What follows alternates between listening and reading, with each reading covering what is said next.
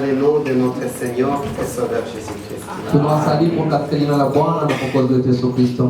Et nous saluons aussi nos bien-aimés frères et sœurs qui nous suivent à l'internet. Na tunawasalimu pia wapendwa ndugu na dada ambao wanatufuata kwenye mtandao. Et Dieu les bénisse. Mungu awabariki. Avant que nous puissions commencer notre prédication, Mbele tuanze mahubiri yetu, nous allons d'abord nous tenir debout une minute de silence pour notre frère qui a disparu hier. Tutasimama kwanza juu ya kamata dakika moja ukimya kwa ajili ya ndugu yetu ambaye tulipoteza jana. Car aujourd'hui il s'est reposé du travail qu'il a travaillé. Sababu leo amepumzika kazi ambayo alifanya. Et pour nous, ça nous fait aussi. Na kwetu pia inatuuma. Puisque nous avons perdu l'un des piliers dans le message. Sababu tumepoteza moja wa nguzo katika ujumbe. C'est pourquoi nous allons nous tenir une minute de silence. Ndio sababu tutasimama na kunyamaza dakika moja. Et nous allons chercher notre prédication. Na kisha hapo tutaanza mahubiri yetu.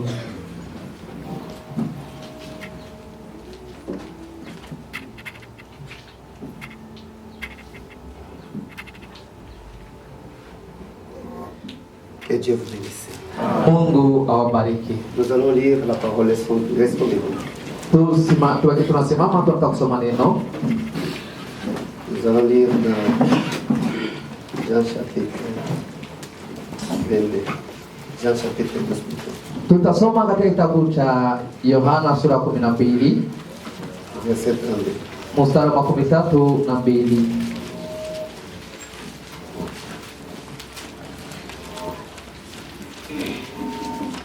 Et moi, quand j'aurai été élevé de la terre, j'attirerai tout le monde à moi. Yohana sura ya 12 mstari wa 32. Nami nikinuliwa juu ya nchi nitawavuta wote kwangu. Amen. Amen. Nous te disons merci Père Saint. Tunasema asante kwako Baba Pour Mtakatifu ton amour que tu as témoigné envers nous. kwa upendo ambao umeshuhudia Et nous avoir kwetu donné encore ce privilège pour que nous puissions nous retrouver dans ce sanctuaire. na kutupatia neema hii ili tuweze kupatikana hekaluni mwako, Sachant que toi, Dieu, tu descendras pour nous parler. tukijua kwamba Baba mwenyewe utashuka ili kuzungumza nasi. C'est pourquoi nous nous abandonnons à toi. Ndio sababu tunajiacha kwako, Manifeste-toi du ujizihirishe début jusqu'à la fin. mwanzo mpaka Au mwisho, nom de Jésus-Christ. katika jina la Yesu Kristo. Amen. Amen.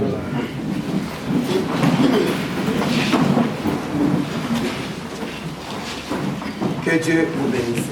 Mungu awabariki. Amen. Si Dieu voulant, nous allons mettre un point final sur notre enseignement. Kama Mungu anapenda leo tutasimamisha somo letu hili, Car la semaine prochaine, nous aurons un visiteur. sababu juma hii inayokuja tutakuwa na mgeni. C'est Frère Philippe de Lilongwe. Atakuwa ni ndugu Filipo kutoka Lilongwe. Si Dieu voulant, il va commencer aussi le mardi. Mungu akipenda naye ataanza kuhubiri siku ya pili. C'est pourquoi venez nombreux pour écouter la parole. Ndio sababu njoni wengi kuja kusikia neno la Mungu. Nous avons parlé concernant accepter la voie à laquelle Dieu a pourvu pour nous aujourd'hui. Tulizungumzia somo ambalo linaitwa kuikubali njia ambayo Mungu ametayarisha kwa wakati. Kuikubali njia Mungu ametayarisha kwa katika wakati wa mwisho. Il y avait quelques points qu'on avait touchés là-dessus. Kulikuwa na utafiti fulani ambao tuligusia kwenye somo hili. Et sur ces points-là, chacun d'entre nous a bien entendu ce que Dieu a parlé. Na kwenye nukta hizo kila mmoja wetu alisikia ambacho Mungu alisema, Car nous savons que sababu tunajua kwamba Dieu avait pourvu toutes choses Mungu alitayarisha mambo yote avant que nous puissions être là. baada sisi tukuwepo. Dieu l'avait pourvu. Mungu alikuwa ametayarisha yote, Même ce qui est arrivé à notre bien-aimé frère, hata kile ambacho kimetokea kwa ndugu mpendwa Frank c'était pourvu par Dieu. kilitayarishwa na Mungu. Il savait que hier, il va quitter dans ses corps. Mungu alijua kwamba jana atatoka katika Et mwili il va se reposer. na atapumzika. Le message ne s'est pas arrêté. Ujumbe haukusimama, Le message continue. ujumbe unaendelea. Car ceux qui vont faire entrer le message et la parole de Dieu ou les messagers. Sababu kila ambacho kitaingiza wajumbe. Ok, je parle un peu bien parce que j'ai... Hata niseme vizuri, Je voulais dire ceci. nitaka kusema hivi, ce qui fera entrer les gens du message, kitu ambacho kitaingiza watu wa ujumbe, ou ceux qui ont pris le message, wale walioamini le ujumbe, message de l'heure, ujumbe wa wakati, et la manière dont Dieu l'avait donné, katika namna ambayo Mungu aliupana, c'est le Saint-Esprit qui va ni faire. Roho Mtakatifu ndiye atafanya hivyo. C'est la parole de Dieu que nous sommes en train d'écouter. Ni kusema neno la Mungu lile ambalo tuko nasikiliza.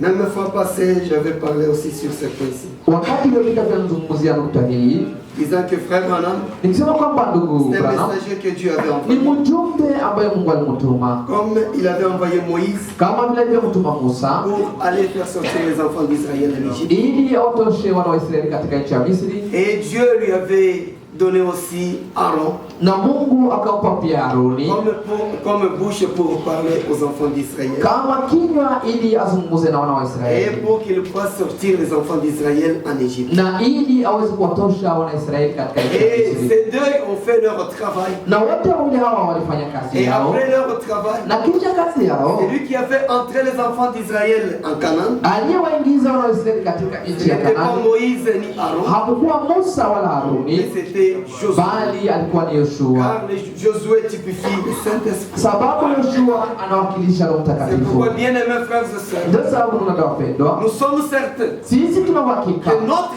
Dieu kwamba Mungu wetu avait tout pourvu avant que la chose arrive. alitayarisha vyote mbele ya kutokea jambo. Il n'y a rien qui arrive au hasard. Hakuna kitu kinatokea kwa bahati Tout nasibu. arrive dans le plan de Dieu. Vyote vinatokea au vinafika katika Tout mpango wa a été Mungu. préparé par Dieu. Vyote vilitayarishwa na Mungu, Raison pour laquelle na ndio sababu Dieu Mungu veille sur sa parole. anakesha juu ya neno lake.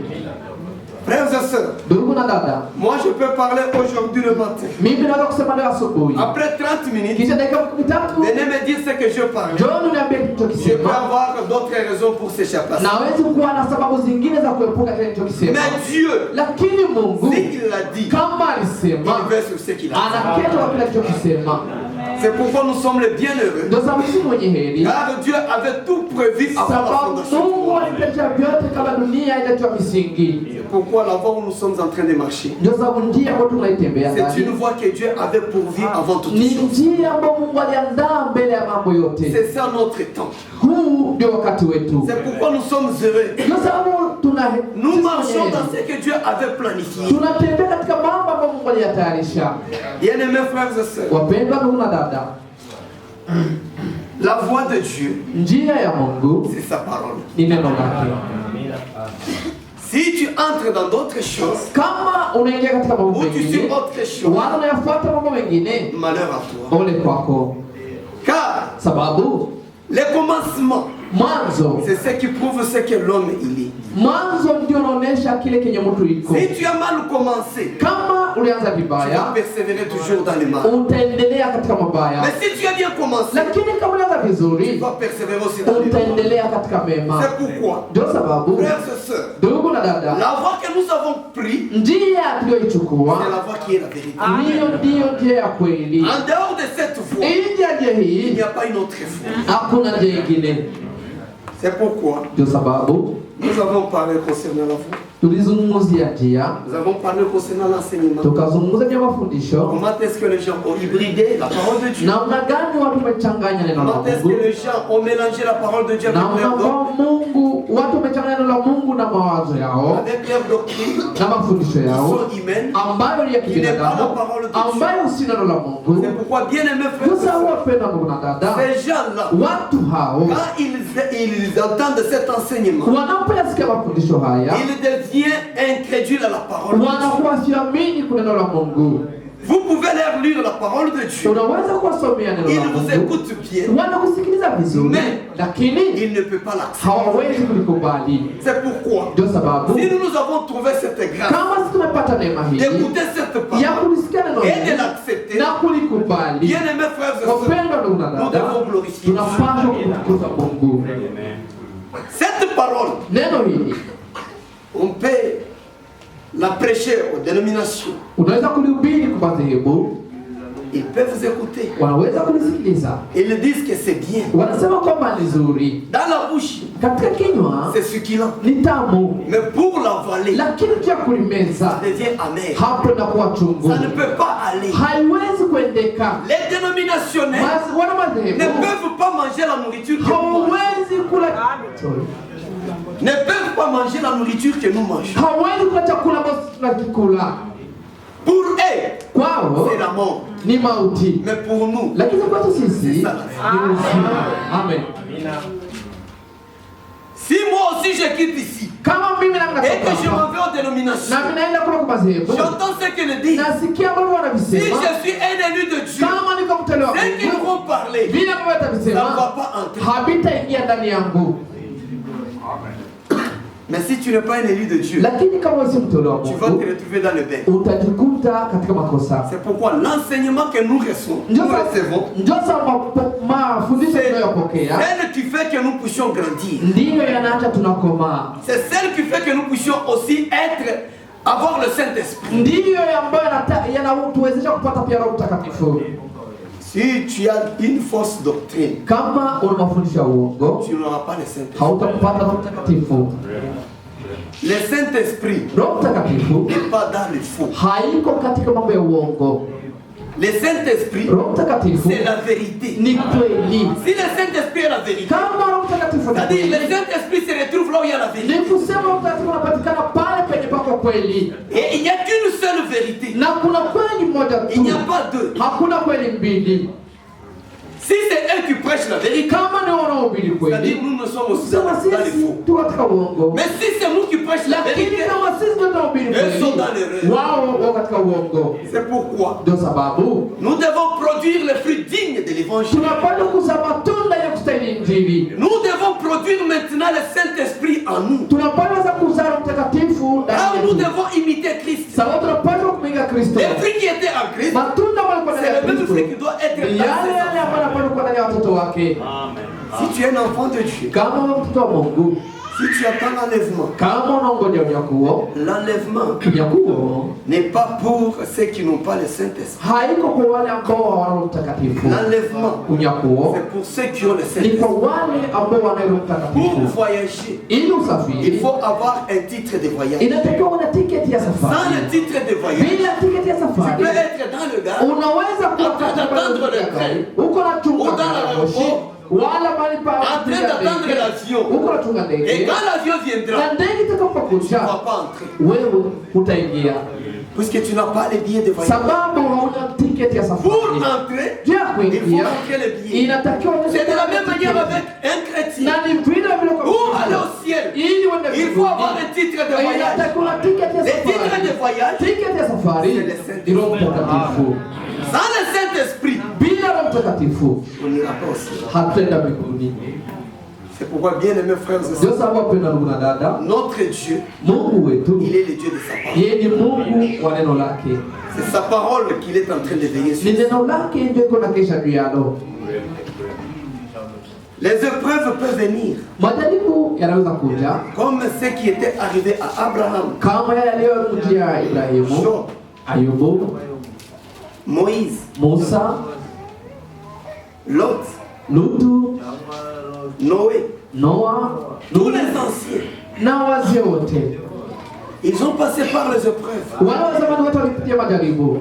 Les épreuves, Majaribu cela prouve que hayo yanaonyesha kwamba tu es en train de passer d'une étape à une autre étape. uko napita katika hatua na kuingia hatua ingine. Dieu est en train de te tester. Mungu iko na kupima. Voir ta position vis-à-vis de la parole. Angalia msimamo wako kwenye Il neno. peut te tester à la parole Anaweza kujaribu kwa ou neno, dans ta vie quotidienne, wala katika maisha yako ya kila siku, dans ton mariage. wala katika Je ndoa ne sais yako. pas dans quoi. Sijui katika Mais nini, Dieu peut te lakini prouver. Mungu anaweza kupima. Il te prouve Anakupima pour voir ta ili position angalia msimamo vis-à-vis de la wako parole. kwenye neno lake. Les épreuves, Majaribu cela ne veut pas dire que quelqu'un a péché. hayo hayamaanishi kwamba mtu amefanya dhambi. Les épreuves, Majaribu cela ne veut pas dire que Dieu l'a abandonné. kwamba Mungu amemwacha mtu. Hapana, Dieu est avec lui, Mungu yuko mais il pamoja naye, le regarde de loin. lakini anamwangalia kwa mbali. Voir ce qu'il va faire. Angalia Comment kinachokifanya est-ce qu'il va s'en ni namna sortir. gani hayo. C'est pourquoi Ndio sababu lui yeye qui t'a éprouvé, aliyekujaribu, l'épreuve qu'il te donne jaribu hiyo ambayo anakupa sera égale à ta foi. itakuwa sawasawa Il na ne peut pas imani te yako. donner une épreuve qui est au-delà de ta foi. Hawezi kujaribu kiwango kwa kupita Car imani s'il te yako, donne l'épreuve au-delà de ta foi, sababu akujaribu kupita imani yako, il sait que tu vas te perdre. hapo anajua kwamba utapotea. Maintenant, il va te donner le niveau de ta foi. Atakupatia jaribu sasa na kiwango Et cha lui imani qui te yako, donne ça, na yeye anakupa et hayo, il a déjà préparé na l'endroit où tu vas t'en sortir. alitayarisha mahali ambapo utatokea katika jaribu hilo. Les épreuves viennent de diverses manières. Majaribu yanakuja katika hali tofauti. Quand ça vient, Wakati yanakuja c'est pour que tes racines ni ili mizizi yako puissent s'enfoncer davantage, iweze kuingia zaidi tena, pour que tu puisses avoir une meilleure position ili uwe na msimamo mzuri et que zaidi tu puisses évoluer selon la parole. na uweze kuendelea sawa sawa na neno la Mungu. Quand une épreuve vient, Hapana, jaribu linakuja, tu commences à dire, unaanza kusema shie tulikuwa kushindikizana hapa. Sasa shie njoba fulani wewe wasema bakanye balufu wao bale njo atuikalaki hata na chochote. C'est une épreuve. ni jaribu, Ça vient, inakuja, ça va passer. haitapita. La vie elle est comme ça. Maisha ni vile, Même un enfant, hata mtoto, pour que l'enfant soit en bonne santé, ili mtoto awe na afya njema, les médecins c'est cela. waganga hao wanajua hivyo Que si l'enfant tombe malade, kwamba mtoto kama anagonjwa, cela prouve que inaonyesha kwamba il est en bonne santé. iko na afya, na afya njema. S'il ne tombe pas malade, Kama agonjwi, les jours où il va tomber malade, siku atakayogonjwa ça sera la mort. itakuwa ni mauti. C'est pourquoi, bien aimés frères et sœurs, Ndio sababu wapenda na quand unataka, les épreuves arrivent, wakati majaribu pour te yanakuja, dire que ni pia kuambia tu es kwamba encore fort, ungali mwenye tu es nguvu, encore dans le chemin, ungali katika njia, ça arrive inakuja pour te fortifier. ili akutie nguvu zaidi. C'est pourquoi elle a dit, Ndio frère sababu Branham a alisema- dit, ndugu Branham alisema que l'épreuve, kama majaribu ce sont des tests. ni vipimo. Peut-être la maladie peut arriver. Pengine ugonjwa unaweza kufikia Toi, tu peux voir. kulikia. Aujourd'hui, tu ne peux pas manger. Leo unaweza kuwa kula, Mais demain, tu vas manger. lakini kesho utakula. Dieu ne peut pas abandonner son juste sans lui assister. Mungu hawezi kumwacha mwenye haki wake bila kumsaidia. Bien-aimés frères et sœurs, Wapenda ndugu na dada, nous passons à notre étape pour que nous puissions clôturer notre sermon. tunaingia katika sehemu nyingine tuweze kumaliza somo letu hili. Jésus a dit, Yesu alisema, quand je serai élevé, nitakapoinuliwa j'attirerai beaucoup de gens. nitajivutia watu wengi kwangu. Amen. Amen.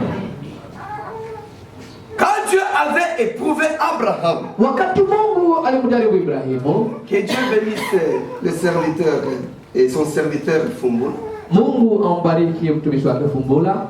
le jeudi où il est arrivé, Siku ya ine alipofika, il a touché sur ça. aligusia jambo hili. C'est pourquoi l'Esprit de Dieu, Ndio sababu Roho wa Mungu il travaille avec ses serviteurs. anatumika pamoja na watumishi wa Mungu. Lui n'était pas là quand moi j'étais en train de parler. Yeye hakuwepo wakati mimi nilikuwa nazungumza, Quand il est arrivé, lakini alipofika tu, peut-être les gens peuvent dire que non, il a écouté peut-être ça sur bande. pengine watu wanaweza kusema kwamba alisikiza mahubiri kwenye kanda. Lui ne connaît pas français, Yeye hajui Kifaransa, il ne connaît pas Swahili. hajui pia Kiswahili, C'est-à-dire il n'a rien ni écouté. kusema hakusikia lolote. C'est Dieu qui l'a Ni inspiré. Mungu aliyemvuvia vile. Amen. Bien aimés frères et Ndio sœurs, sababu wapendwa ndugu na dada, nous avons cette assurance sisi tuna uhakika que nous huo sommes dans les vérités. kwamba tuko katika kweli, Nous sommes dans la vérité. tuko katika kweli. Il a touché sur ce point. Aligusia nukta hii, Il a parlé d'Abraham, akazungumzia Ibrahimu dont on parlait aussi. ambaye tulikuwa tunamzungumzia pia, Et il a parlé même de Jésus. na akazungumzia pia Yesu Donc nous allons aussi parler ambaye aujourd'hui. Car c'était les tutazungumzia étapes qui leo, nous restaient pour que nous puissions clôturer ça. sababu ndio watu walikuwa na baki tuweze kumaliza mahubiri haya. Frères et sœurs, Wapenda ndugu na dada, quand Dieu avait appelé Abraham wakati Mungu alimwita Ibrahimu, alimwambia de lui sacrifier son fils unique, alimwambia mtolee mwana wake wa pekee. Abraham était ce sérieux dans ce qu'il faisait. Ibrahimu hakuwa na mizaa katika mambo alikuwa anafanya. Abraham savait que ce que Dieu a demandé, c'est ça la vérité. Ibrahimu alijua kwamba ambacho aliomba Mungu hicho ndicho kweli. Dieu ne badine pas. Mungu yeye hatafutishe. Hey. Dieu sait qu'il dit. Mungu anachosema Reste dit. Kinabaki vile vile. Abraham savait que Ibrahimu alijua kwamba je dois faire ce que Dieu a dit. Napaswa kufanya kile ambacho Mungu alisema. Ibrahimu n'a pas consulté quelqu'un. Hakumuuliza mtu yeyote. Ibrahimu il a pris la décision dans lui. Aliamua yeye mwenyewe. Quand il savait que c'est lui en qui je me suis engagé. Ambaye mimi sikilizana naye n'est pas un homme. Yeye kama mwanadamu. C'est le Dieu tout puissant. Ni Mungu Mwenyezi. C'est bien lui qui m'a donné Isaac. Ndiye alipatia Isaka. Après 25 ans d'attente. Kisha miaka 15 ya kungoja. Isaac est venu. Isaka amekuja. Dieu m'a demandé de lui. Mungu ananiomba tena nimpatie. Comme il était obéissant à Dieu. Kwa kuwa alikuwa mtiifu kwa Mungu. Il a accepté. Alikubali. Il a pris Isaac. Akamchukua Isaka. Il n'a rien chuchoté à sa femme. Hakumwambia mke wake hata kadogo. Il n'a rien dit à sa femme. Hakumwambia mke wake jambo. Il savait que sababu kwamba si kama je pouvais dire ça à Sarah mambo haya, je ne peux pas sortir dans cette maison. Sitatoka katika nyumba hii. Car sababu la femme sur les enfants. Wanawake ndio watoto. Regardez la poule. Angalia kwanza kuku. Si la poule kama kuku avec ses poussins, iko na vifaranga vyake, je vais aller toucher à l'une de ses poussins. Unataka kugusa kimoja ya vifaranga vyake. Vous allez voir comment la poule va agir. Utaona jinsi kuku atakavyotenda. C'est de la même manière avec la femme. Ni hivyo na mwanamke. Si tu veux toucher au cœur de la femme, kama utagusa moyo wa mwanamke, touche à l'enfant. Mgusie mtoto. Tu verras de la manière dont elle va agir. Utaona jinsi atakavyotenda. Raison pour laquelle, na ndio sababu, regardez dans une maison. Angalia katika nyumba. S'il y a deux femmes, kama kuna wanawake wawili, l'une d'elles a des enfants. Mmoja wao ana watoto. Regardez la situation qui va commencer à se passer dans la maison. Angalia hali ambayo itakuwa inapatikana kwenye nyumba. À travers les enfants. Ni kupitia watoto. Peut-être ces deux scènes. Pengine wao wawili wanapendana. Mais lakini si un enfant kama mtoto et l'autre touche l'autre, mmoja anagusa mwingine, et celui-ci peut-être est plus âgé que l'autre, na huyu ni mkubwa kuliko mwingine, c'est là où hapo dans la maison ndipo ndani ya nyumba il y aura des querelles. Kutakuwa fujo. Ça va commencer par là. Itaanzia pale kwa watoto. Puisque l'une de ces femmes là sababu mmoja wanawake hao veut couvrir son enfant, anapenda kuwakinga watoto wake, anapenda kukingia mtoto wake. Mais si Abraham pouvait dire ça à Sarah, lakini kama Ibrahimu angemwambia, Abraham ne pouvait pas sortir avec Ibrahimu hangetoka na Isaka na ile siku mnyumba. Ça devait avoir un bagarre très sérieux. Ingekuwa kabisa vita kubwa. On devait aller chercher même les rois. Wangeutafuta mfalme pour qu'il vienne trancher cette affaire. ili aje amwe mambo hayo. Mais comme Abraham savait que lakini sababu Ibrahimu alikuwa anajua cette situation hali hii c'est entre moi et Dieu. Inahusu mimi na Mungu. Cette épreuve jaribu hili ne concerne pas ça, mais concerne moi. Je dois prendre Isaac et je dois partir avec lui. Car l'enfant n'est pas l'enfant de la femme. Mtoto haiko mtoto wa mwanamke. C'est l'enfant de l'homme. Bali mtoto wa mume. Il a pris la décision seul. Yeye mwenyewe alichukua uamuzi. Il savait ce qu'il fait. Alijua ambacho alikuwa akifanya. Et il est parti avec l'enfant. Na akaenda na mtoto. Arrivant à la montagne. Alipofika kwenye mlima. Au lieu précis. Mahali penyewe. Il a dit à ses serviteurs, vous restez ici. Moi je pars avec l'enfant. Regardez l'enfant. Je pars avec l'enfant. Je reviendrai. C'est ça la foi d'un chrétien. Un chrétien, c'est toute chose que Dieu pourvoira à toute chose. Dieu fera toutes choses. Si Dieu me demande aujourd'hui ça, donc demain il me donnera ça. Si Dieu fait ça, demain il fera ça. C'est ça Dieu. Si tu as foi en Dieu, il ne te laissera pas. Il sera avec toi partout. Les gens qui espèrent dans des gris-gris, dans des fétiches, bien aimés, ces fétiches Madawa hayo, wafumu hao, c'est fétiche pas des féticheurs. Madawa hayo, ce sont peut-être des herbes. Penginepo ni miti. Peut-être ce sont des plumes d'une poule. Penginepo ni manyoya ya kuku. Peut-être d'un oiseau quelconque. Pengine manyoya ya ndege fulani hivi. Maintenant, Sasa, avant que ces féticheurs puissent avoir ça, mbele na mafumu aweze kupata hivyo, il est allé d'abord tuer l'oiseau. alienda kwanza kumua ule Et ndege. il a pris maintenant Kisha akachukua sasa manyoya yake. c'est-à-dire le propriétaire du plume Ni kusema mwenyeji wa manyoya hayo est déjà mort. ameshakufa. Est-ce que les plumes peuvent avoir la force? Je, ile manyoya itapata na nguvu? Ni la mouffe. Un fantôme n'existe pas. Mafantome wako wake, mizimu haiko wake. Oh, nililala mimi nalota fulani alikufa, alikuwa shakufoka, anakuja kunionekanikia. Ah, ana. Donc tu es malade. Ni kusema uko mgonjwa. Regarde dans ta tête. Angalia jichunguze kichwani mwako. Si cet homme est un chrétien, Kama mtu kama Mkristo il est parti dans le repos. alienda kupumzika, Tu ne peux pas le voir. hauwezi kumuona. Si tu le vois, Kama unamuona, il n'était pas chrétien. hakuwa Il Mkristo, s'est converti en d'autres choses. alijibadilisha kama mambo mengine.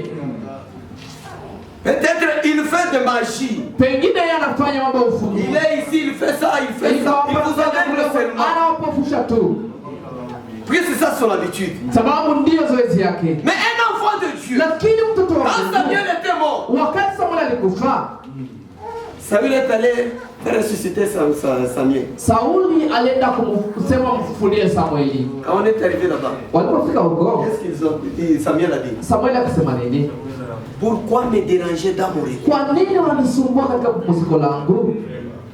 Tout chrétien qui meurt, Kila Mkristo afaye anapumzika. comme notre bien-aimé frère, Kama vile ndugu yetu Frank il est allé se reposer. anaenda kupumzika, Heureusement, na kwa bahati Dieu reste Dieu. na Mungu anabaki Mungu. Si vous avez trouvé un enregistrement de frère Franck Kama unaipata video fupi ya ndugu Frank de mois de janvier, ya mwezi wa kwanza mwaka huu, quand il souhaitait la bonne année aux gens, wakati alikuwa anatakia watu mwaka wa heri, il avait dit ceci, alisema hivi: peut-être c'est ma dernière année. pengine mwaka wangu wa mwisho. Dieu prépare toutes choses. Mungu hutayarisha mambo Il yote, prépare même dans son sein. anatayarisha hata na utumishi wake. Lui-même savait que Yeye mwenyewe alikuwa anajua kwamba cette année, mwaka huu peut-être ma dernière année. unaweza kuwa mwaka wangu wa mwisho.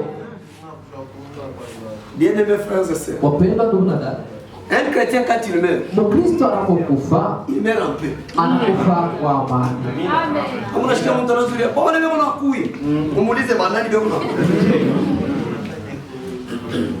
Un chrétien, Mkristo si il meurt, kama anakufa il meurt en paix. anakufa katika amani. Et il va même vous dire, Atakwambia kwanza, chantez avec moi tel cantique. tuimbe pamoja nyimbo fulani. Quand vous chantez, Ninyi mnapoimba, lui aussi chante. yeye naye anaimba, Automatiquement, moja kwa moja il vous dit au revoir. anaolaga pale pale. Sasa kama wewe unachunga mgonjwa, anaanza kushuni bamba. Oh, wanafanya hivi, wanaanza kunisukuma. Bana leo kusukuma. Utoneshe. Jushi leo wako tuwewe ni Yesu Kristo. Amen. Sasa c'est lui qui vient te prendre toi, c'est qui? Sasa wanakuja kuchukua wewe ni nani? Abraham. Ibrahimu Il est parti avec son fils. alienda na mtoto En wake cours de route, njiani, son fils lui a demandé, mtoto akamuuliza, baba, je vois le feu. niko na moto, Je vois les bois pour le feu. naona na kuni.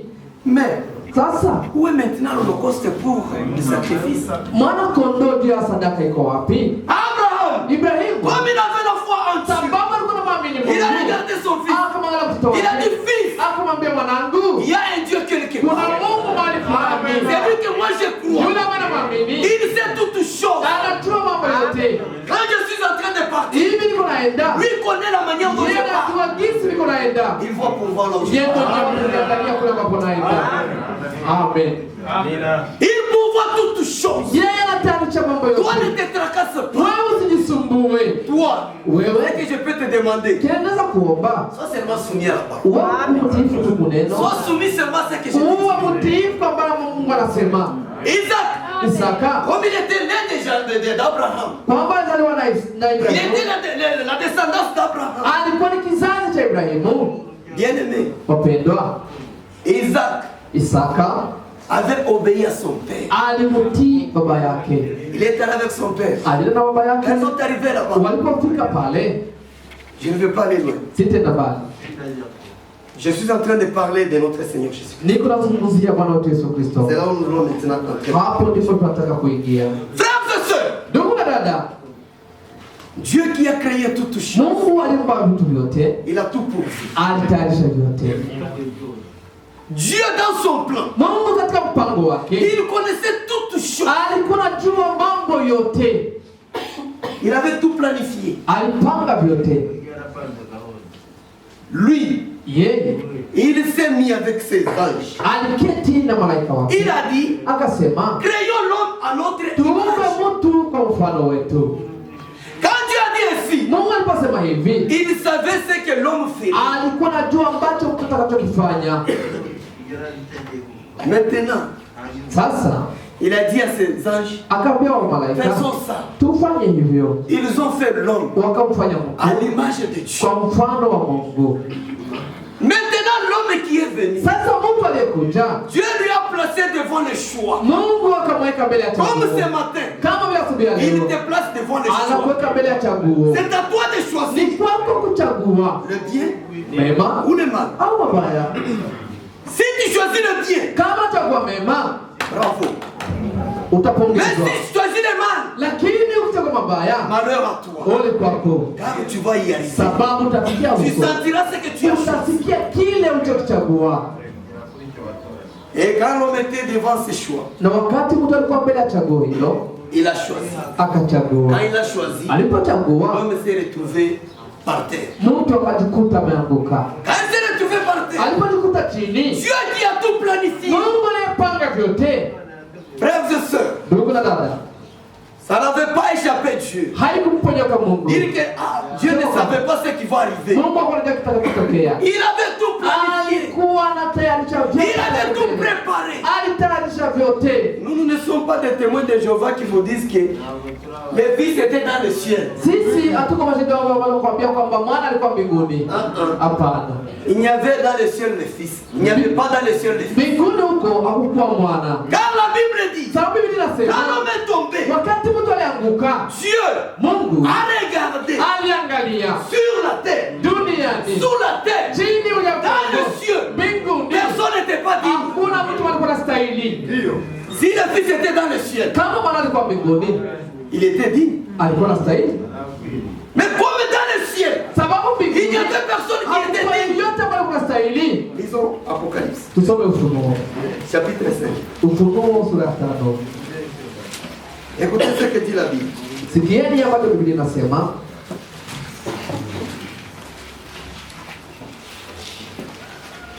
Jean a vu ça. Yohana aliona mambo hayo. Oui, j'ai vu dans la main droite de celui qui était assis sur le trône un livre écrit en dedans et en dehors, scellé de 7 sceaux. Ufunuo sura ya 5 mstari wa kwanza. Kisha nikaona katika mkono wa kuume wake yeye aliyeketi juu ya kile kiti cha enzi kitabu kilichoandikwa ndani na nyuma, kimetiwa muhuri 7. Et j'ai vu un ange puissant qui criait d'une voix forte, qui est digne d'ouvrir le livre et d'en rompre les sceaux? Nikaona malaika mwenye nguvu akihubiri kwa sauti kuu, ni nani astahiliye kukifungua kitabu na kuzivunja mihuri zake? Écoutez. Sikilieni. La Bible dit, Biblia inasema, et personne dans le ciel, ni sur la terre, ni sous la terre, ne peut ouvrir le sceau, ne peut ouvrir le livre et le regarder. Wala hapakuwa na mtu mbinguni wala juu ya nchi wala chini ya nchi aliyeweza kukifungua hicho kitabu na kukitazama. Oui, je pleurais beaucoup de ce que personne ne fut trouvé digne d'ouvrir le livre et de les regarder. Nami nikalia sana kwa kuwa hapakuonekana na mtu astahili ukifungua hicho kitabu wala kukitazama. Et l'un des vieillards me dit, ne pleure point, voici les lions de la tribu de Juda, les rejetons d'Er David, a vaincu pour ouvrir les livres et ses sceaux. Na mmojawapo wale wazee akaniambia, usilie, tazama simba aliye wa kabila ya Yuda, shina la Daudi, yeye ameshinda, apate ukifungua kile kitabu na zile mihuri zake 7. Amen. Frères et sœurs, quand l'homme était tombé, wakati mtu alianguka, dans le ciel, mbinguni, sur la terre, duniani, sous la terre, chini ya dunia, il n'y avait personne qui était hakukuwa mtu mwenye alikuwa anastahili pour sauver l'homme. ili amuokoe mtu. Les anges dans le ciel, Malaika mbinguni, puisque dans le ciel il y a Dieu et les anges. sababu mbinguni kuna malaika wa Mungu. Maintenant, Sasa parmi ces anges qui étaient là, miongoni mwa malaika wote, il y avait un des anges qui était là. hakuna hata mmoja malaika ili aweze kuvunja vile kitabu hicho. Quand Dieu a regardé, Wakati Mungu anaangalia, il a dit non, non, akasema hapana, il n'y a personne ici. hakuna mtu hapa. Peut-être sur la terre. Pengine duniani. Il a regardé Abraham. Akamwangalia Ibrahimu, Il a dit oui, tu as la foi. akasema ndio nayo imani, Mais sur cette épreuve, lakini kwenye jambo tu hili ne peux pas y aller. hauwezi kuweza. Il a regardé Branham. Akamwangalia Ceux qui disent que Branham est Dieu, Branham, Branham ni Mungu. Dieu lui a regardé. Mungu Il alimwangalia, a dit Branham, akasema Branham c'est un couple très lourd. ni kilikuwa kikombe kizito sana. Ce couple, Jésus même a pleuré aussi sur ça. Kikombe cha Yesu mwenyewe. Lui-même, Dieu a pleuré sur ça. Mungu mwenyewe juu ya kikombe hicho. Personne ne fut digne de faire. Hakuna mtu alikuwa anastahili kufanya hilo. Si Branham pouvait faire, Kama Branham angeweza kufanya, donc on devait avoir un ciel quelque part de Branham. ni kusema tungekuwa na mbingu ya Branham mahali fulani. Jean a dit ceci. Yohana akasema hivi, Quand j'ai regardé, nilipoangalia, personne ne fit. hakuna mtu mwenye alikuwa anastahili. Bien-aimé, Wapendwa, le prophète a pleuré. nabii akalia. Aïna Moussa. Un prophète a pleuré. Nabii akalia. Pendant qu'il est à michezo, il a dit j'ai beaucoup pleuré. Anasema nikalia sana. Quand il a pleuré, Alipolia, il a dit akasema, maintenant, sasa que deviendrai-je? nitakuwa ni nani? Qu'est-ce que moi je serai? Mimi nitakuwa nani? Il a beaucoup pleuré sur ça. Akalia sana juu ya hili. Mais, Lakini comme le Rédempteur, sababu mkombozi lui a tout planifié. yeye alipanga mambo Il lui yote. a dit Jean, ne pleure pas. Akaambia Yohana usilie. Ne pleure pas. Usilie Yohana. Je suis Dieu. Mimi niko Je Mungu. reste Dieu. Na baki Mungu. En dehors de moi, Nje yangu, il n'y a pas un autre Dieu. hakuna Mungu mwingine. La solution Suluhisho ne viendra pas de l'homme. haitatoka kwa mtu.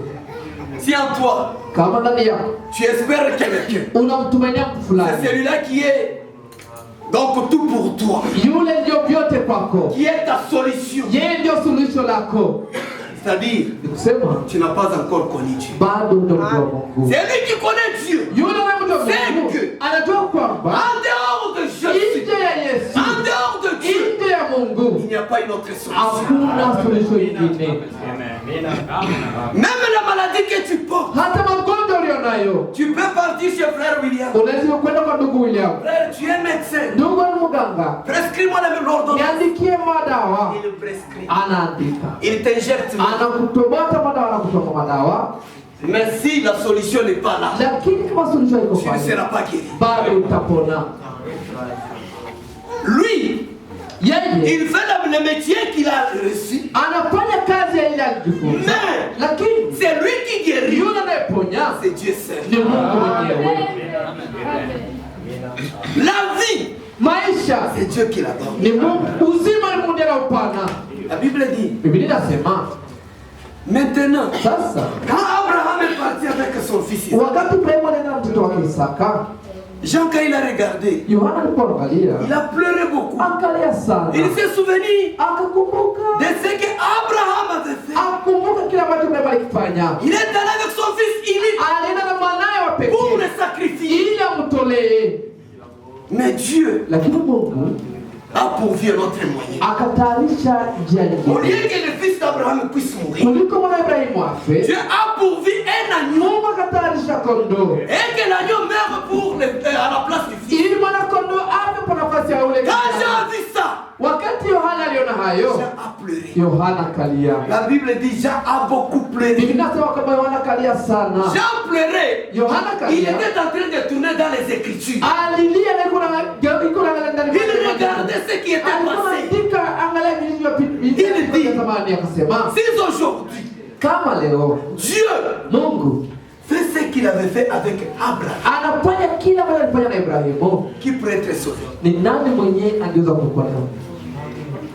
C'est pourquoi la Bible dit ceci. Jean 3,16. Car Dieu a tant aimé le monde. Frères et sœurs, Dieu n'a pas épargné son fils comme il avait épargné celui d'Abraham. Il a laissé son fils unique. Quand Dieu lui l'a donné, puisque c'était l'unique, en dehors de Jésus, il n'y a pas un autre fils de Dieu. Il était l'unique seul sur le terre.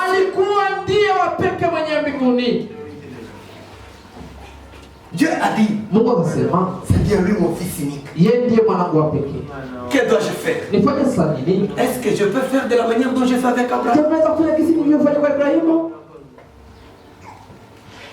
Ou bien que je le laisse? Bien-aimés frères et sœurs, Dieu n'avait pas épargné son fils. Il a dit, c'était dans le plan. C'était dans les... C'est toi qui dois mourir. Il n'y aura pas de brebis ou de beignets pour mourir à ta place. Pose-toi maintenant la question. Si c'était un bélier qui était mort à l'époque,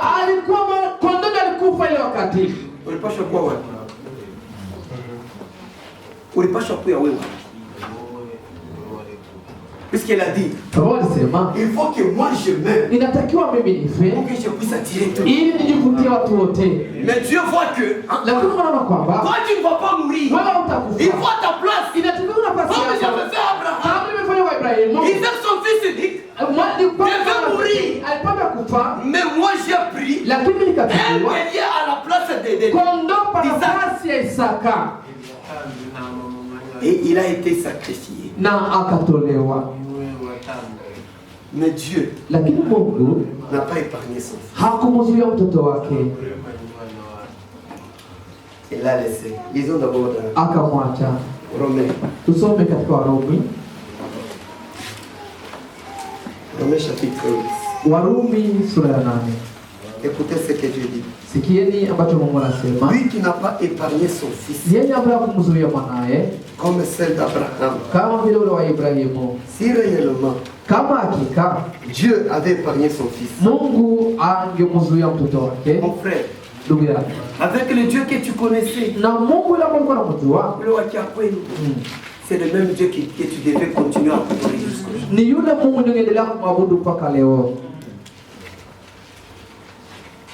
32. La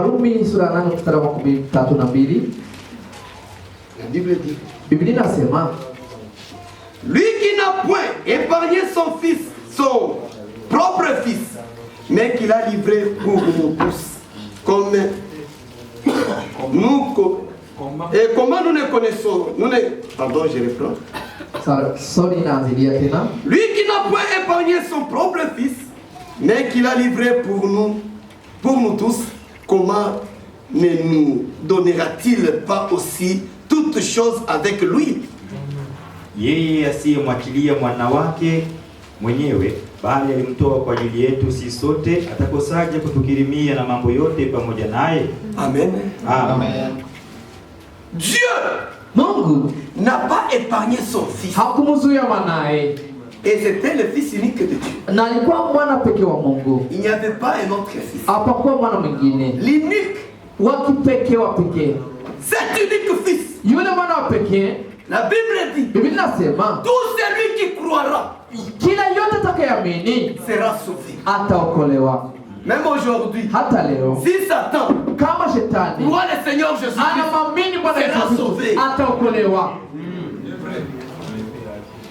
Si toi, Kama tu wewe n'as pas encore cru haujaamini Jésus-Christ, Yesu Kristo, c'est le moment pour toi, huu ndio wakati pour kwako que tu sois sauvé. ili uokolewe. Car la vie éternelle Sababu uzima milele n'est pas dans une autre personne. hauko ndani ya mtu mwingine. La vie éternelle Uzima milele est en Jésus-Christ. uko ndani ya Yesu Kristo.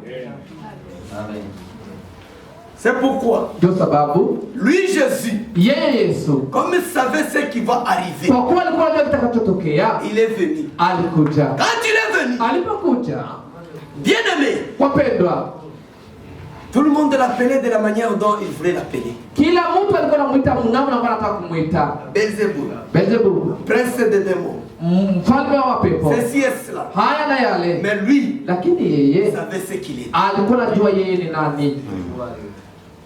Il est venu accomplir l'œuvre de Dieu. Alikuja kutimiza kazi ya Mungu.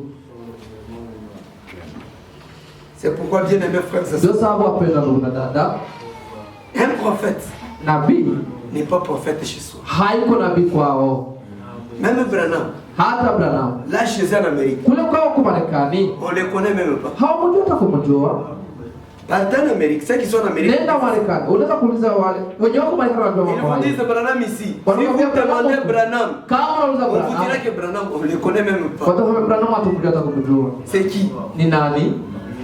Mais Lakini aujourd'hui, leo venez ici en Afrique, John huko Afrika huku, demandez Branham. uliza tu jina Branham, Même dans la forêt, hata porini on te dira qui est Branham. watakwambia Branham ni nani. Même s'il y a d'autres qui le disent qu'il est Belzébuth. Hata kama kuna Il a wale des démons. huku Il a si c'est quoi et ana ça. mapepo na nini na nini sijui. Sisi Nous savons que tunajua kwamba c'est bien lui le messager. yeye ndiye mtume wa kizazi hiki. En dehors de Branham, Nje ya Branham il n'y a pas un autre messager hakuna de mtume cet âge. mwingine wa kizazi hiki. C'est bien lui le messager de cet âge. Yeye ndiye C'est lui mtume dont wa Dieu kizazi. avait pourvu Ni yeye ndiye ambaye Mungu au temps alitayarisha de la fin. wakati wa mwisho. Dans ce temps de la fin, Katika wakati wa mwisho Dieu pourvoit toutes choses. Mungu anatayarisha mambo yote. Ça marche. Safari yake Ça marche. inatembea. Branham est parti. Branham alienda. Aujourd'hui, nous parlons de Franck. Leo tunazungumzia Frank. Il est parti. Na ameenda. Demain, Kesho ça sera moi. itakuwa mimi. Après demain, Kisha ça sera toi. itakuwa wewe. Pareil. La seconde venue de Jésus. Haiko Branham ndio alikuwa anatayarisha ujio wa pili wa Yesu. Pourquoi Franck l'a dit? Ndio Frank Moi, alisema, j'ai lu ça mimi nilisoma 40 fois dans ces brochures. mara 40 katika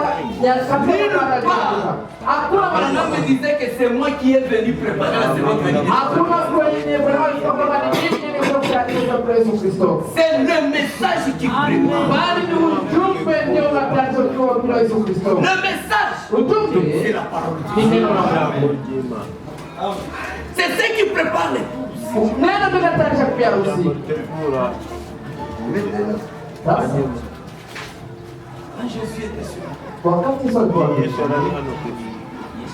Dieu pouvait faire Mungu aliweza kufanya que cette chose soit changée. kwamba kitu kibadilike, Jésus kwamba Yesu ne meurt pas. asife Puisque c'est son fils unique. sababu ni mwanaye Il pekee est besoin de bénir. anatoa Qui mtoto meurt à la place de Dieu. ikupewa nafasi ya Yesu,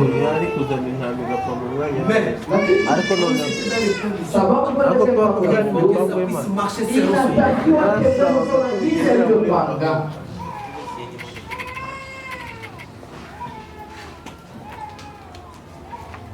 C'est pourquoi Ndio sababu ces jours-là, ile siku quand les souverains sacrificateurs se sont réunis, wakati makuhani wakuu walikusanyika cherchant à tuer Jésus, wakitafuta kumuua Yesu, il y avait Caïpha qui était au milieu d'eux. kulikuwa Kayafa ambaye alikuwa miongoni mwao. Lui, Yeye il a dit, akasema, pourquoi vous vous tracassez? kwa nini unajisumbua? Quand il nous parlait, Wakati alikuwa akisema, c'était la prophétie qu'il prophétisait. ulikuwa ni unabii ambao alikuwa anatoa Et ce qui va arriver pour Jésus. wa kile kitatokea kwa Yesu. Il le dit, Akasema, mes frères, ndugu zangu, il faut qu'une personne meure inatakiwa mtu mmoja afe nation soit sauvée. ili taifa lote liokolewe. Oh, mais elle ne comprenait pas. Sababu wao wanaelewa. C'était la prophétie. Sababu ilikuwa ni unabii. Mais lui avait parlé. Lakini alisema Puisqu'il savait que sababu kuna kwamba le temps arrive wakati unafika où il voit une personne qui meurt wakati mmoja anataka mtu mmoja pour que tout le monde ici ili wote hapa soit attiré à lui. watu wavutwe kwake. Alors Jésus savait que Sababu Yesu anajua kwamba le temps viendra. wakati utakuja Aujourd'hui, leo on me refuse. wananikana Même ceux à qui je marche ensemble avec eux hata wale wanatembea pamoja nao me refusent. wananikataa. Même mes frères Hata ndugu zangu me refusent aussi. wananikataa pia, Mais lakini le temps viendra. muda utakuja, C'est temps qui va venir. ule muda ambao utakuja, Il faut inatakiwa que je sois élevé. niinuliwe Comme Dieu kama vile Mungu avait dit à Moïse. alimwambia kwa Musa, Élever les serpents des dans le désert. inua nyoka wa Pour que shamba tous les jangwani, enfants d'Israël soient sauvés ili par ça. wana wa Israeli wote waokolewe. C'est de la même manière. Na ni hivyo Bien le hivyo, Fils de l'homme ndivyo mwana sera wa aussi Mungu élevé. naye atainuliwa, Pour que c'est lui ili yule qui est triste, ambaye ana huzuni quand il regarde à la croix, anapoona il msalabani a la joie. ana furaha, Pour que c'est lui ili qui est blessé en lui, ambaye quand il regarde à la ndani yake anapoangalia il se msalaba souvient de ce que Jésus a fait de lui. anakumbuka ambavyo Yesu alifanyia. Bien aimé, Wapendwa, il trouve la joie. hapo anapata furaha. Les pécheurs, Wenye dhambi quand tu les regardes là, wakati wanaangalia kwa msalaba ils sont sauvés. wanaokolewa. Il a dit, Akasema il faut que je sois élevé. inatakiwa niinuliwe. Puisque quand je marche comme ça, Sababu mimi les gens me nataka voient comme watu wananiona kama quelque vile chose sans importance. kama kile kitu kile kila maana, Mais lakini c'était Dieu ilikuwa ni Mungu sur la terre, ambaye alikuwa en train de marcher, ilikuwa en anatembea train de guérir les ili malades. waponya wagonjwa. Amen. Bien aimé frères et sœurs. Wapendwa ndugu na dada, Mais ils ne l'ont pas reconnu. lakini hawakumtambua. Ceux qui avaient reconnu Jésus, Wale watambua Yesu c'est ceux qui étaient prédestinés à la vie. ni wale ambao walikuwa wanateuliwa uzima. Ses frères l'ont refusé. Ndugu zake walimkana, Ils l'ont refusé. walimkataa ndugu zake. Ils ont dit, Wakasema, toi qui te dis fils de l'homme, wewe mbona unajiita mwana wa Adamu? c'est-à-dire, Ni kusema tu te fais égal à Dieu. unajilinganisha na Donc Mungu. tu deviens Dieu. Kusema unakuwa Mungu? Ah non, Hapana, hapana. ça, c'est un blasphème. Haya ni machukizo. Il dit, Akasema pour vous, kwenu c'est un ni blasphème. machukizo Mais kwenu, pour moi, lakini kwangu mimi tous ceux qui croiront, watu tukaamini, watu wataokolewa. Amen. bien-aimés frères et sœurs, Wapendwa ndugu na dada, ce message ujumbe huu est destiné umetayarishwa pour les élus de Dieu. umetayarishiwa wateule wa Mungu. D'autres gens que vous voyez ici, Wengine wote ambao tunaona hapa, anawezi kuishikia iko mzuri sana, na kuiamini hawataamini. amen. Hivi sasa unapatia mtu chakula kila kulaki, anawezi kula anafanya diarrhée, Ndio anawezi kula anatapika. C'est comme ça avec cette parole. ni vile na neno hili Vous donnez à celui unampatia mtu, que cela n'est pas pour lui, mtu ambaye hii haiko yake il va vomir atatapika, ou bien il aura la diarrhée. wala atagonjwa ugonjwa wa diare. Mais Lakini celui à qui c'est sa nourriture, yule ambaye ni chakula chake, quand tu le manges, wakati il dit anakula Dieu merci. anasema Mungu asante, Car c'est ainsi. sababu C'est le temps où tu avais ni pas wakati planifié. ambayo Et ulipanga tu avais dit na ukasema que vers la fin, kwamba kwenda kumwisho la lumière paraîtra. nuru itatokea. Personne Hakuna mtu n'enseignera une autre personne. atakufundisha mtu Moi-même, Dieu, bali mimi je mwenyewe descendrai pour vous nitashuka parler. ili nizungumze nanyi. Dieu est descendu pour nous parler. Mungu alishuka nizungumze nasi. Bien-aimés frères et sœurs, Wapendwa ndugu na dada, il n'y a que Jésus ni Yesu tu qui a accepté la Ndiye croix de aliye- Golgotha. ndiye alikubali kifo cha Golgotha. C'était dur, hein? Ilikuwa ni vigumu, C'était dur. ilikuwa ni vigumu kabisa. Imaginez, il voit la coupe. Fikiria anakiona kikombe. Quand tu vois cette coupe, Wakati anakiona kile kikombe, la manière dont la coupe s'est présentée, naona kikombe kilitokea kijionyesha. la Bible dit Biblia inasema que Jésus a commencé à prier. kwamba Yesu akaanza kuomba. En priant, Kwa kuomba, la sueur qui tombait, jasho ambalo liko naanguka ce n'était pas comme les liquides de l'eau là, haikuwa sawa na maji haya, mais c'était la couleur du sang. bali jasho ambalo liko natoka ilikuwa ni ya damu. C'est-à-dire c'était le sang qui coulait sur Jésus. Ni kusema ni damu ilikuwa inatiririka juu ya Yesu. Quand le sang coulait, Wakati damu ilikuwa inatiririka, Jésus a dit, Yesu akasema, Père, Baba, si possible, kama inawezekana, anamkumbusha vile alifanyika na Abraham. Anasema baba, angalia vile ulifanyika na Isaac. Est-ce que tu ne peux pas faire aussi pour moi? je, hauwezi nifanyia nami vile? Et qu'est-ce qu'il a dit? Na akasema nini? Si cela est ta volonté. Kama ni mapenzi yako. Bien-aimés frères et sœurs, c'était horrible ce jour-là. Ile siku kabisa ilikuwa ni vibaya zaidi. Lui avec ses disciples, Yeye na mitume wake, c'était lui ilikuwa ni qui yeye. était à l'épreuve ce jour-là. Yeye mwenyewe ndiye alikuwa anajaribiwa ile siku. Lisons ça. Tuyasome hayo. Luc 22. Luka 12. Écoutez ce qui était passé ce jour. Sikia ambacho kilifanyika ile siku. Ses disciples, Wanafunzi ils wake étaient indifférents. walikuwa wasikilizane. C'est-à-dire, bobe ko sabana, bobe ko sabana. Balikuwa saksi habiko. Donc cette affaire ne les concernait pas. Mambo haya yalikuwa hayawahusu. Luc 22, Luka 12. 42. 42.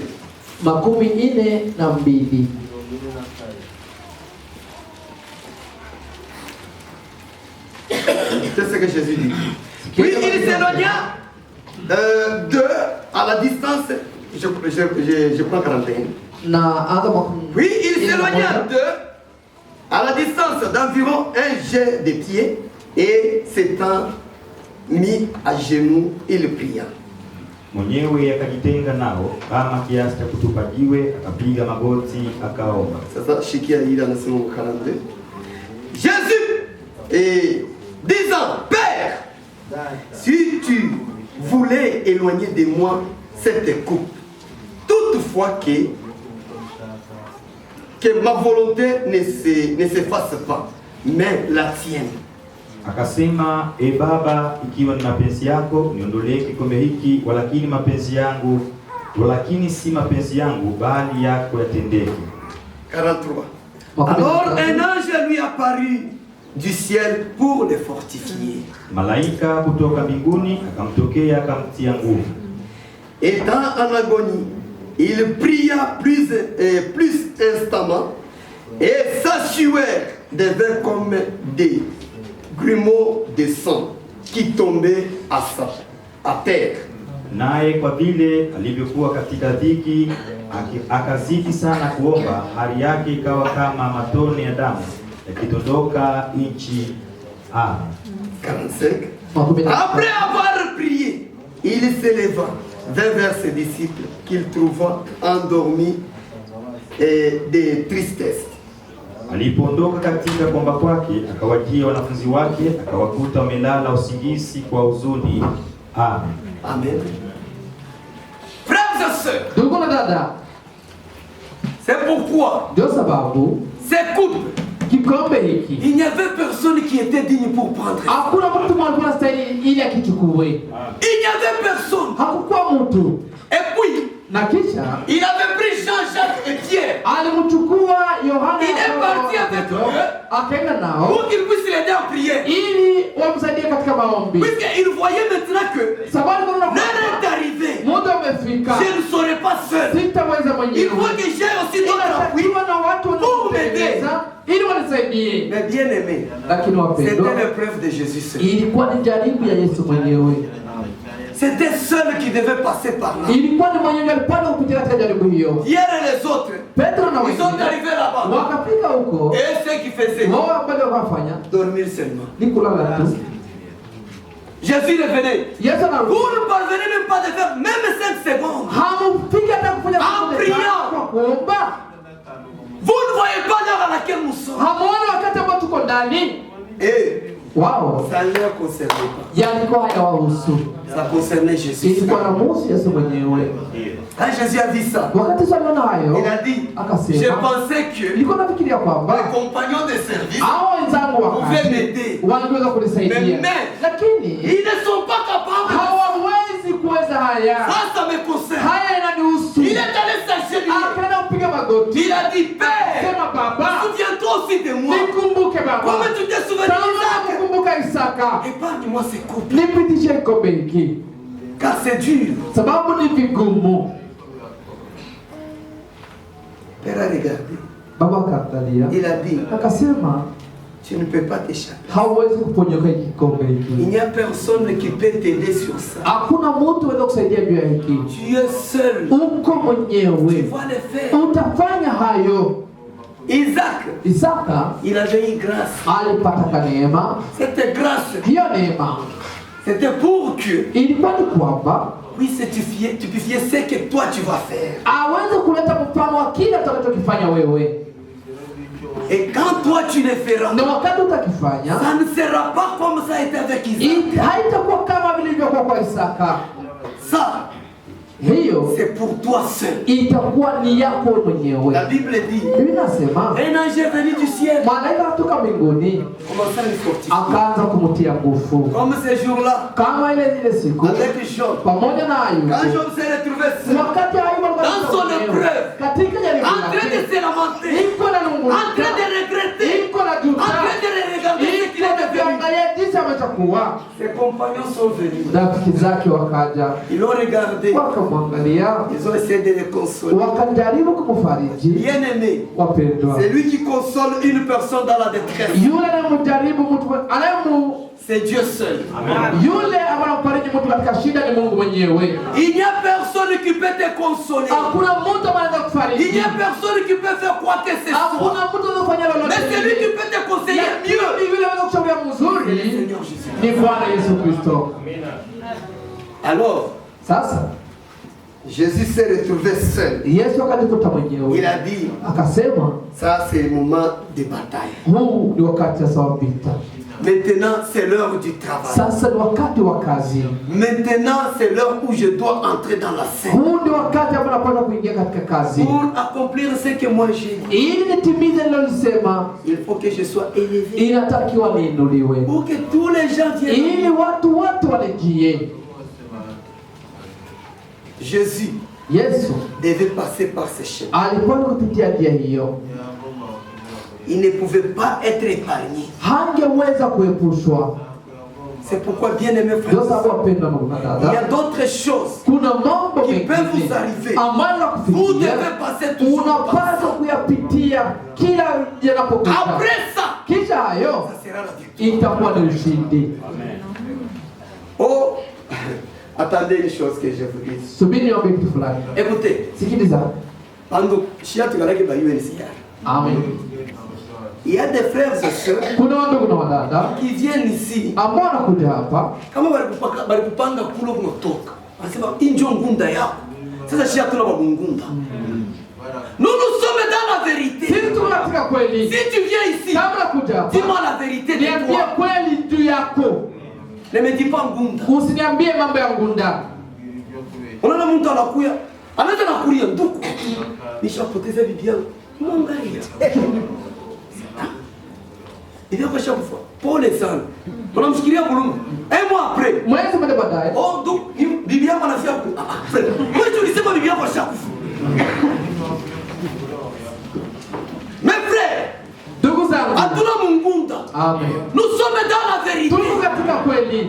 Si vous voulez parler ngunda, Kama nataka kusema ici il n'y ngunda, a pas de ngunda. hapa hakuna mambo ya ngunda. Ici Hapa c'est la vérité. hapa ni kweli. Va dire ngunda kule kuya. Neno ukasema ngunda kuka kule kule, Unakuta mtu anakuya, anaanza explication. Tu te retrouves au tu retrouves pas le wiko.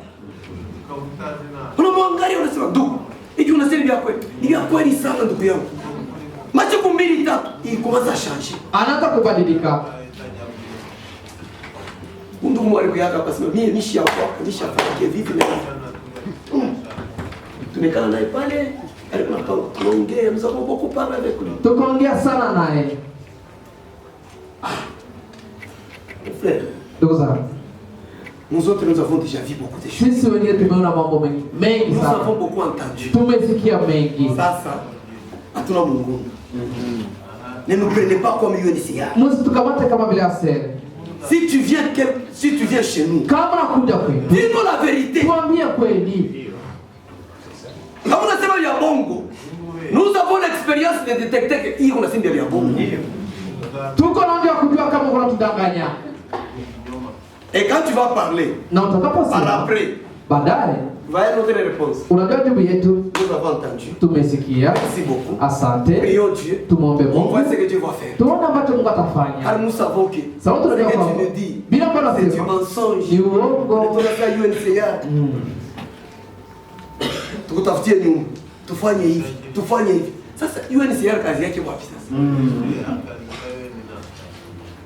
Tu une situation. C'est comme qui dirait, ouais, on est où t'as foutu tout ville les couilles.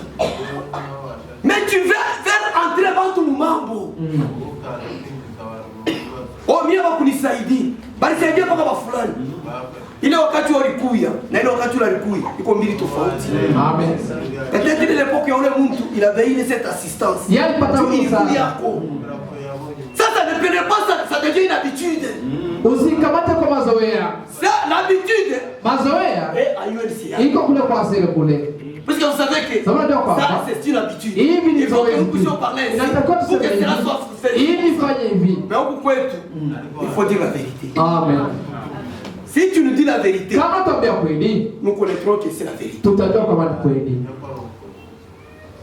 On a couillé. Que Dieu vous bénisse. Je ne vais pas aller très loin parce que c'est quelque chose que nous devons faire de nos mieux. Bien-aimés frères et sœurs, Jésus s'est retrouvé seul dans son épreuve. Maintenant, c'était le temps qu'il soit crucifié. Ilikuwa ni wakati ili asulubiwe. C'était le temps. Ulikuwa ni wakati ili aweze kupanda msalabani. Quand il va monter, ili atakapopanda, que toutes les nations, mataifa wote soient attirés à lui, wote wavutwe kwake.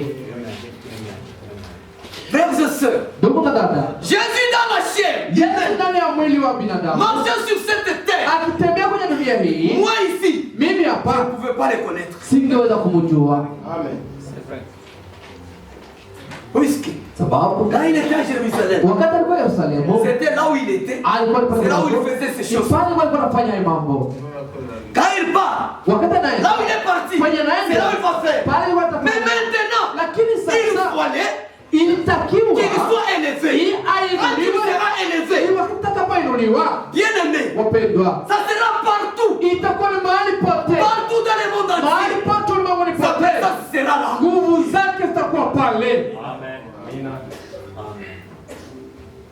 Il est monté à la croix de Golgotha. Là à la croix, les passants quand ils regardaient, wapitaji walipokuwa wakimwangalia, il se moquait de lui. Walikuwa wanamtekelea. Se disait, walikuwa wanasema, toi qui se disais, wewe ambao ulikuwa roi des Juifs, mfalme wa Wayahudi, toi qui se disais, wewe ambao ulikuwa unajiita de Dieu, mwana wa Mungu. Sasa aujourd'hui, leo, sauf toi aussi, non? jiokoa na wewe. La Bible dit, Biblia inasema, même les femmes, hata wanawake qui étaient accompagnées Jésus, ambao walimsindikiza Yesu, lisoma ndani ya Luka. Écoutez ce que les femmes faisaient. Sikieni ambacho wanawake walikuwa wakifanya. Luc 23. Luka 13. Même aujourd'hui, hata leo, surtout dans des films, sana sana katika mafilamu, il y a un film il y a Yesu. Vous allez voir les femmes s'ils sont assises en train de regarder. C'est qu'on faisait pour Jésus. Jésus. Elle ici. Yo. Yo. Yo. Oh. Il est yo. Il y a kukinyo bien ndani. 23. 27. Luka 13:27. Il était suivi d'une grande multitude de gens, de peuples et des femmes qui se frappaient la poitrine et se lamentaient sur Jésus. Mkutano mkubwa, watu wakamfuata na wanawake waliokuwa wakijipiga vifua na kumwombolezea. Écoutez maintenant la réponse de Jésus.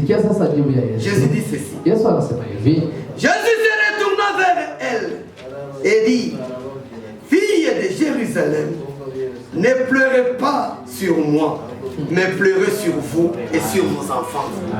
Yesu akawageukia akasema, enyi binti za Yerusalemu, msinilie mimi bali lilieni nafsi zenu na watoto wenu. Amen. Amen. Ne pleurez pas sur moi. Pleurez sur vous. Pleurez sur vos péchés. Si aujourd'hui, je prends cette croix, ce n'est pas pour mon avantage, c'est pour votre avantage. Mais vous ne voyez pas ça. Vous venez pleurer. Vous pleurez quoi? Pleurez sur vous et sur vos enfants. Car les salut est dans le monde. Mais vous ne les voyez pas. Jésus a dit à la croix. Quand il a monté à la croix, bien-aimés frères et sœurs, Jésus à la croix, élevé comme il avait voulu qu'il soit élevé. Quand il était élevé, il a regardé. Qu'est-ce que Jésus regardait? Jésus ne regardait pas autre chose. Il regardait à la promesse. À la croix, il a dit Elohim, lama sabachthani. Mon Dieu, pourquoi m'as-tu abandonné? Quand tu l'as dit ainsi, c'est maintenant où l'Esprit de Dieu quitte. Quand tu étais quitté à Jésus, Jésus a regardé les choses. Il a dit, je suis venu pour vous. Mais vous, vous me rejetez. Malheur à vous. Et il regarde au ciel. Il a dit, Père, pardonne-les. Ils ne savent pas ce qu'ils font. Ils ne le savent pas. Mais ceci n'est que l'accomplissement de ta part. C'est pourquoi il avait dit, si cela est ta volonté, laisse que cela soit accompli. À la croix, vous savez ce qu'il avait dit? Quand il voulait maintenant expier, je ne vais pas beaucoup lire parce que le temps me fait. Et j'ai des versets, mais je ne vais pas lire. Jésus a dit ceci.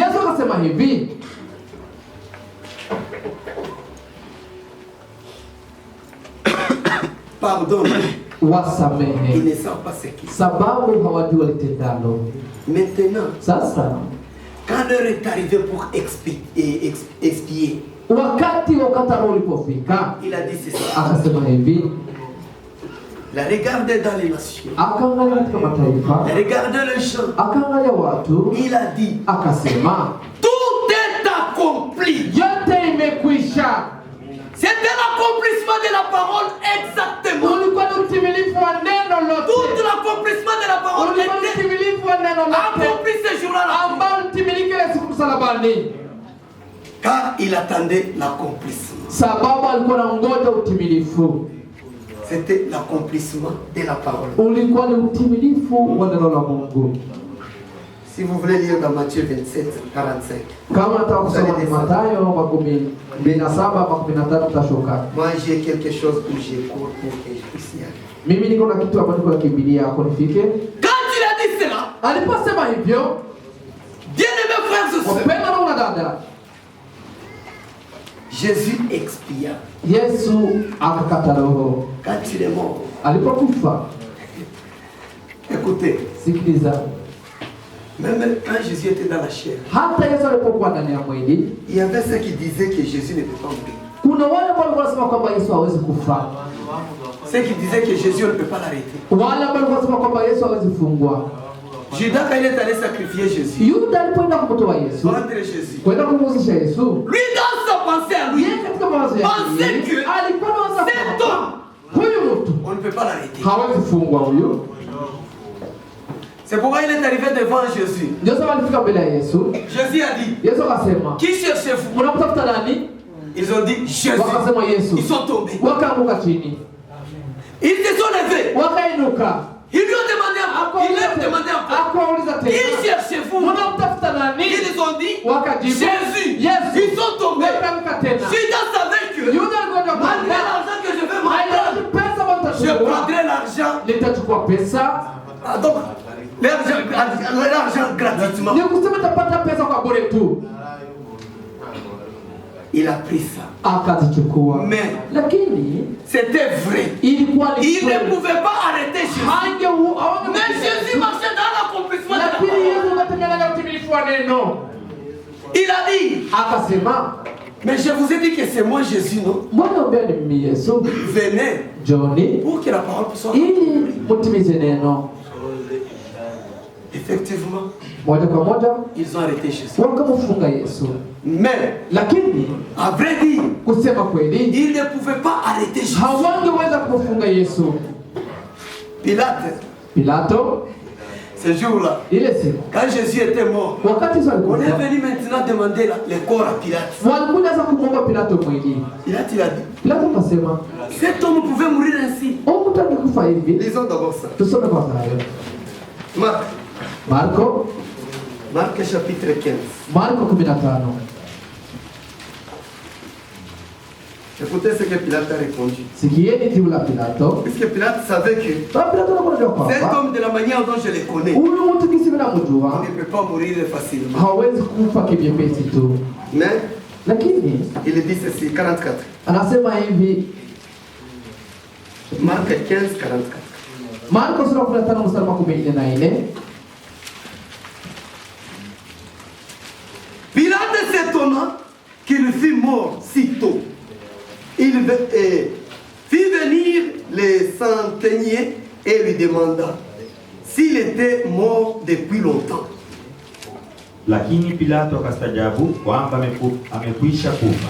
Akamwita yule akida akamuuliza kwamba amekufa kitambo. Amen. Amen.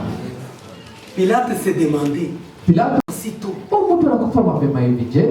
De la manière dont moi j'ai entendu son histoire Jinsi mimi nisikia habari zake et de la façon dont moi j'ai vu, na namna ambayo niliona, il ne pouvait pas mourir si tôt. hajakufa haraka hivi, Mais c'était dans l'accomplissement. lakini ilikuwa ni katika utimilifu wa Car il neno, fallait que la parole. sababu itakiwa neno litimilike. Amen. Frères et sœurs, Ndugu na dada, pour que moi et toi, ili mimi na que nous wewe soyons sauvés, tuokolewe, c'était ces jours-là. ilikuwa ni ile siku. Amen.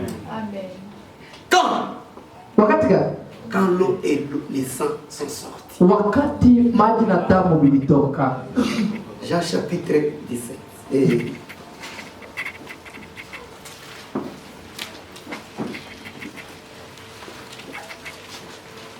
Jean chapitre 19.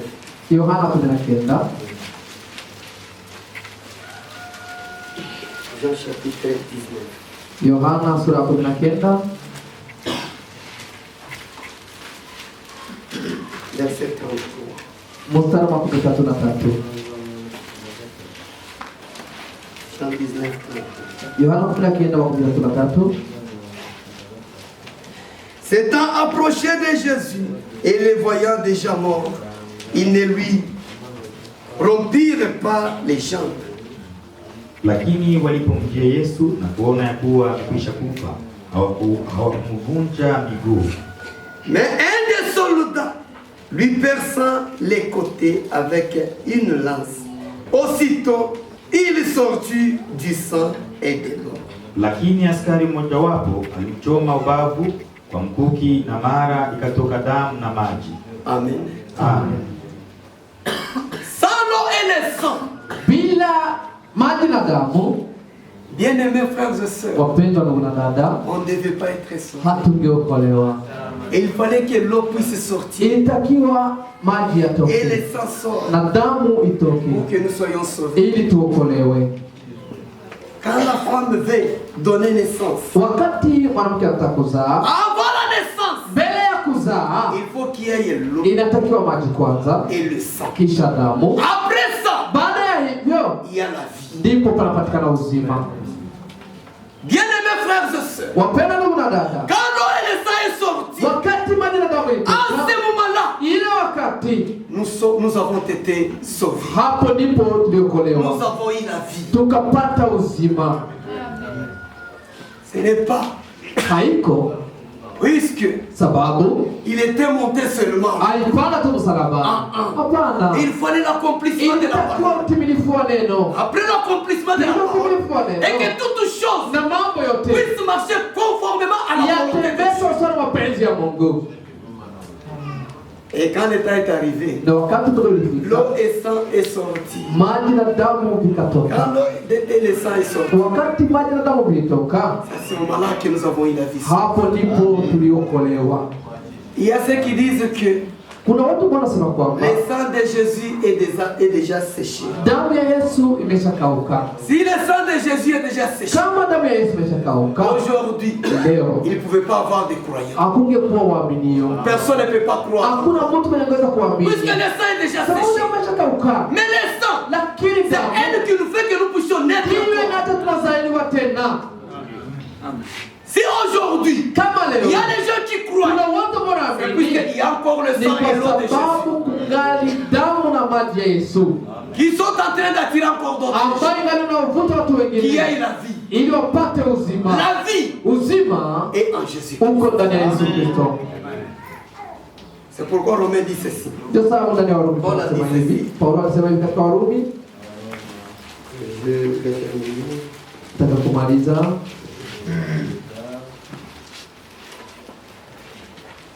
Romains 5, 8. Warumi sura 5 mstari wa 8.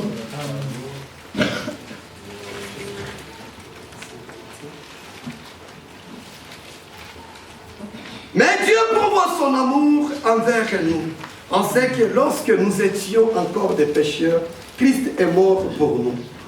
Bali Mungu aonyesha pendo lake yeye mwenyewe kwetu sisi, kwa kuwa Kristo alikufa kwa ajili yetu tulipokuwa tungali wenye dhambi. Amen. À plus forte raison donc, maintenant, nous qui sommes justifiés par son sang, serons-nous sauvés par lui dans la colère. Basi zaidi sana tukiisha kuhesabiwa haki kwa damu yake, tutaokolewa na ghadhabu kwa yeye. Amen. Amen. Nous sommes justifiés par le sang de Jésus-Christ. Tulihesabiwa haki na damu ya Yesu Kristo. C'est par le sang de Jésus Ni kupitia damu ya Yesu que Kristo. chacun d'entre nous Ndio kila mmoja est wetu justifié. anahesabiwa haki. Toi qui étais pécheur, Wewe ulikuwa na mwenye dhambi, tu n'étais rien, haukuwa tu ne chochote, savais rien. haukuwa na chochote. Maintenant, Lakini le sang sasa qui était sorti à damu Jésus iliyotoka ndani ya Yesu nous a justifiés. ikatuhesabia haki. Frère Branham a dit, Ndugu bwana, c'est comme un verre. ni kama vile Quand vous prenez un verre unapochukua qui glasi était jeté à la poubelle, unaitupa qui kwenye était yala. jeté à la poubelle.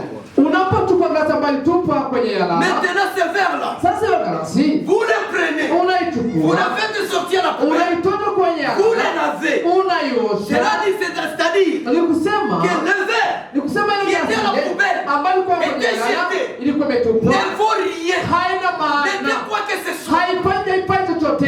Maintenant, Sasa Dieu est venu, Mungu il a akaja pris ça, akachukua hicho il chochote l'a justifié. akakihesabia. Il n'a pas regardé la qualité, Hakuangalia il n'a pas uchafu, regardé ce qu'il est fait, hakuangalia il n'a pas regardé l'endroit où était le verre, il a regardé le verre, aliangalia, il a pris ça, il l'a lavé. akakiosha. Et quand il a lavé, Na alipokisafisha, c'est-à-dire, il a ni justifié. kusema akisabia haki. Bien-aimés frères et sœurs, Wapendwa ndugu na dada, nous étions tous morts dans nos sote péchés, tulikuwa tumekufa mais katika Dieu dhambi. est venu Lakini Mungu akaja nous justifier kutuhesabia par le haki sang de Jésus-Christ. kupitia damu ya Yesu Kristo. Nous sommes sauvés par le Tuliokolewa sang de Jésus-Christ. kupitia damu ya Yesu Kristo. Dieu Mungu est venu alikuja nous laver du atuosha sang de na Jésus-Christ. damu ya Yesu Kristo. Quand Dieu nous regarde, Wakati il mnatuangalia, ne nous regarde pas de ses yeux ici. hatuangalie kuna watu Il nous haya, regarde à travers le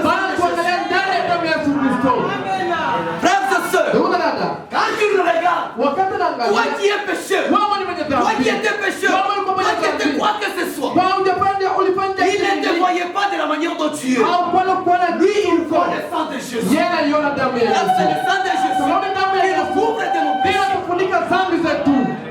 Bien-aimés frères et sœurs, Jésus, quand il est mort à la croix, il attendait ces jours. Il attendait cette chose. Il savait que le temps viendra où je serai élevé. Quand je serai élevé, aujourd'hui, les gens ne me connaissent pas. Mais ces jours-là, ils me connaissent. Si aujourd'hui nous connaissons Jésus, nous ne le connaissons pas comme fils de Dieu. Nous le connaissons comme Dieu. Le Dieu tout-puissant. Jean chapitre 4. Jean 17 plutôt. 4 versets. 4e verset. Jean 4. Écoutez ce que Jésus parle ici. Jésus dit ceci. Je t'ai glorifié sur la terre.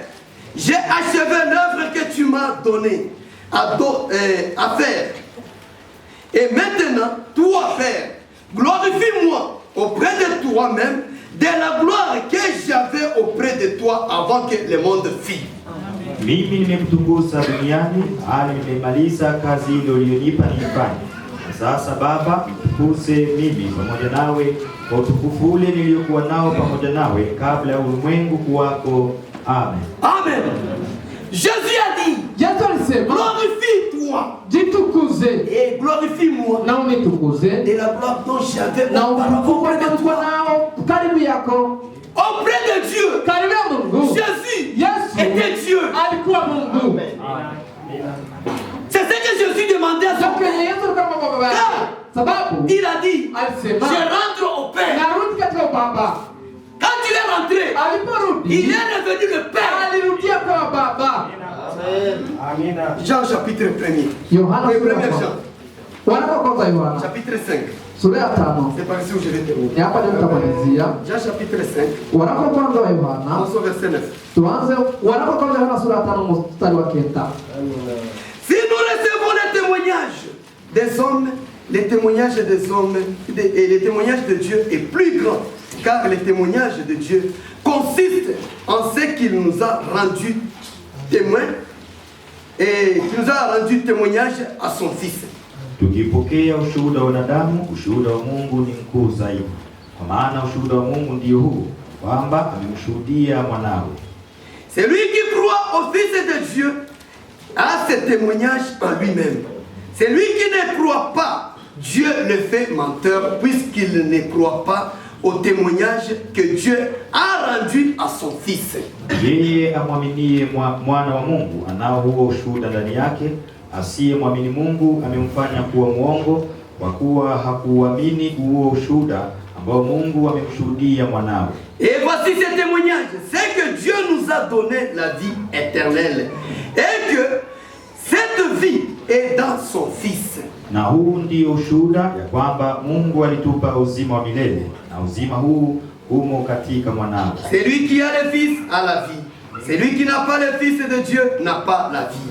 Yeye aliye naye mwana anao huo uzima, asiye naye mwana wa Mungu hana huo uzima. 20, je saute 20. Nous savons aussi que le Fils de Dieu est venu et qui nous a donné l'intelligence pour connaître les véritables. Et nous sommes dans le véritable. En son Fils Jésus-Christ, c'est lui qui est le Dieu véritable et la vie éternelle. Amen.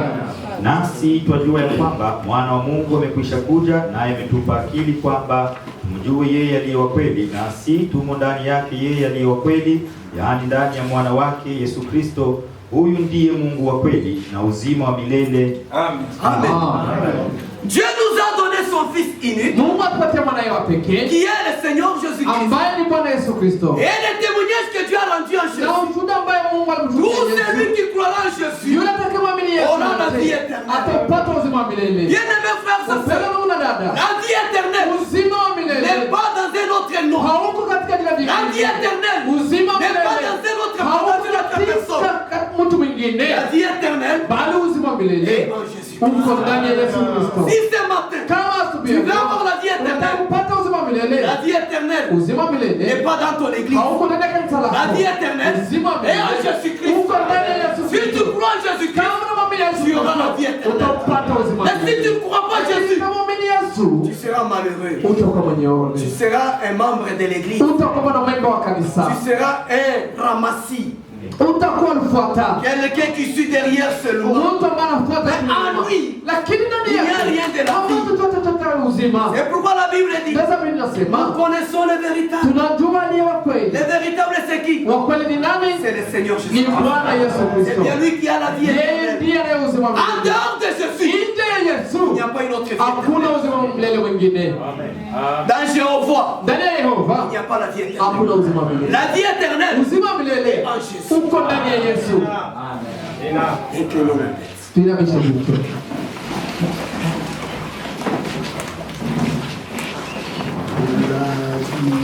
La victoire